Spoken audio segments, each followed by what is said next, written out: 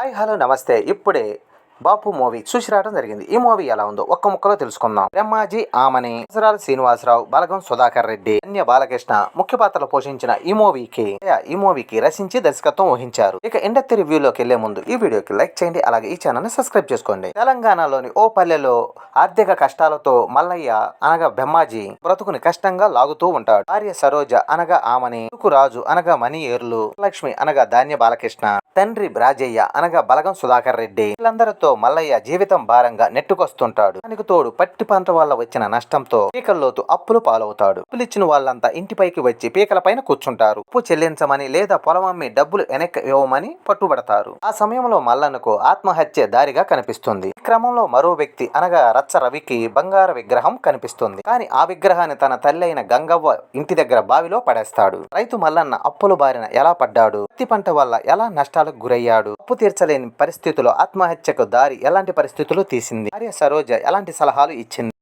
తన అప్పుల బాధ విముక్తి కోసం రాజయ్య ఆయన ఏం చేశాడు, మల్లన్న కొడుకు రాజు ప్రేమ కథ ఏమైంది, మల్లన్న కూతురు లవ్ స్టోరీ ముగింపు ఏమిటి, వరకు మల్లన్న జీవితంలో ఎలాంటి ముగింపు లభించింది, ఇవన్నీ తెలుసుకోవాలంటే మూవీ చూడాల్సిందే. ఎలా ఉందంటే దేశంలోని ప్రతి రైతు సమస్యలను, ఆర్థిక సమస్యలను ప్రతిరూపంగా కథను దర్శకుడు దయ ఎంచుకున్నాడు. కథను నిజాయితీగా తెరకెక్కించిన తీరు బాగుంది.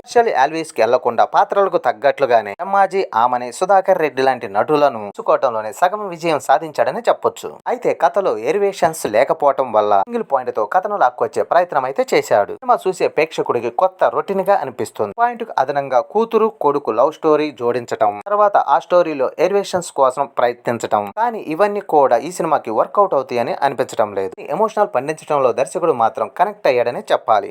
నటీనటులు పర్ఫార్మెన్స్ విషయానికి వస్తే ప్రధాన పాత్రలో బ్రహ్మాజీ, రాజయ్య పాత్రలో సుధాకర్ రెడ్డి, గృహిణి పాత్రలో ఆమని మంచి నటనతో ఆకట్టుకున్నారు. ఆ పాత్రలో వాళ్ళు పరకాయ ప్రవేశం చేశారనే చెప్పాలి. ఇంతలో ఎమోషనల్ ప్రకారం పాత్రని సజీవంగా మార్చడంలో వాళ్ళ ప్రభావం చూపించారు. రచ్చరవికి లభించిన పాత్ర అయితే వినోదాన్ని చక్కగా పండించాడు. 2 షేడ్స్ ఉన్న పాత్రలో కొత్తదనాన్ని చూపించాడు. అని ఏనూర్ల, ధన్య బాలకృష్ణ వాళ్ళ పాత్రలకు వాళ్ళు న్యాయం చేశారు. ఇక మిగతా నటీనటులు కూడా ఓకే అనిపించారు. ఇక సాంకేతిక విభాగం పనితీరుకొస్తే ఆర్ఆర్ బృందం అందించిన మ్యూజిక్, పెండే చిత్రీకరించిన సన్నివేశాలు సినిమాకి ప్లస్ పాయింట్లని చెప్పాలి. పల్లె వాతావరణాన్ని, తెలుగు రైతుల వ్యధలను చక్కగా తన కెమెరాతో వాసు బంధించాడు. దయా రాసుకున్న సన్నివేశాలు, డైలాగ్స్ గుండెను తట్టి లేపుతాయి. రాజు, భానుప్రసాద్ రెడ్డి అనుసరించిన నిర్మాణ విలువలు బాగున్నాయి. మొత్తానికి బాపు మూవీ పీకల్లోతు కష్టాల్లో ఉన్న రైతులకు రైతు బీమా పథకం ఆత్మహత్యకు ఎలా ప్రేరేపిస్తుందనే పాయింట్ ను భావోద్వేగంగా తెరపైన చూపించారు. తండ్రి కొడుకుల మధ్య జరిగే బంధం ఆధారంగా ఈ కథ నడుస్తుంది. సామాజిక, ఆర్థిక సమస్యలను దర్శకుడు దయ చక్కగా తెరకెక్కించాడు. మొత్తానికి వీలుంటే ఈ వారంలో ఒక లుక్ వేయండి. అభిప్రాయం మాత్రమే. ఈ వీడియో నచ్చితే లైక్ చేయండి, అలాగే ఈ ఛానల్ ని సబ్స్క్రైబ్ చేసుకోండి.